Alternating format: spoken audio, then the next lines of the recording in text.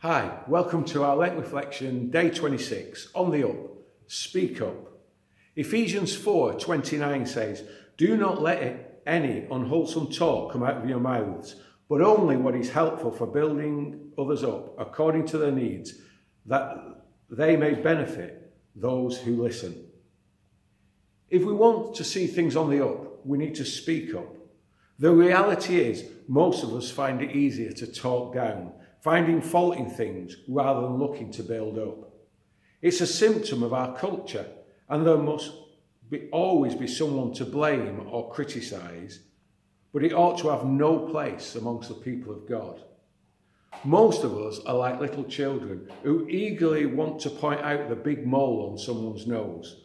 We might not always find it easy to only speak positively about every situation, but it's something that when practiced becomes easier. When talking with people and about people, we would do well to remember that they are created in the image of God, and He's absolutely crazy about them. Sometimes what they do is displeasing, but God loves them even when they do displeasing things. Digging for precious metal or gemstones is difficult because there's a lot of spoil to move before we find that which is precious. Speaking up about someone means you have to do the hard work of thinking, of asking, what does God love about this person? And then speaking that out.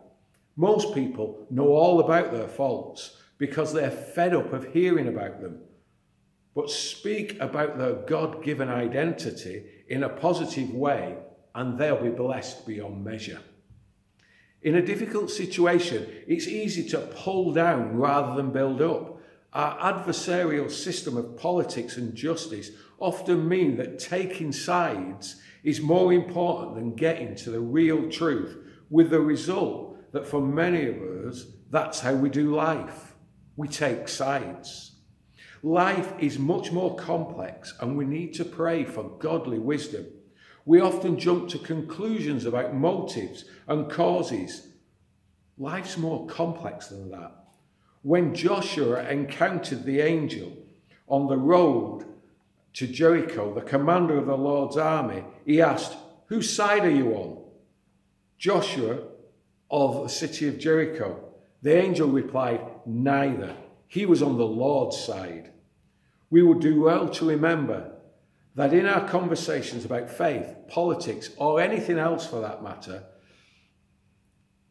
who's on the Lord's side? Social media has polarised our thinking to "I'm for this" or "I'm against that." But Jesus calls us to a place of discernment, to identify that which is good amongst that which isn't. Jesus doesn't take sides, and neither should his followers. The only question should be, what in this can be redeemed and used to the glory of God and the extension of his kingdom? So speak up about that which is good in every circumstance.